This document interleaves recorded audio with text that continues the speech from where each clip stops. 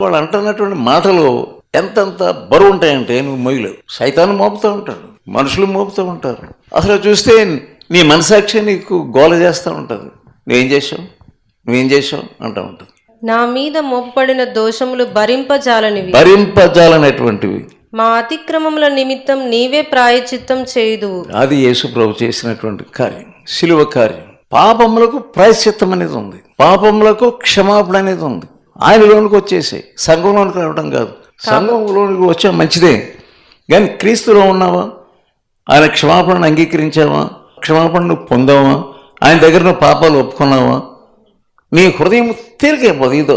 ఇదో divine process. నీ పాపములన్నీ తీసుకురా. ఒకవేళ నీకు ఆనందం రావట్లేదా, పూర్తి సంతోషం రావట్లేదా, పూర్తి క్షమాపణ రావట్లేదా, ఏదో ఒప్పుకోవట్లేదు, ఏదో సరి చేయట్లేదు, ఎక్కడో తప్పులు చేస్తున్నావు, చేయకూడదు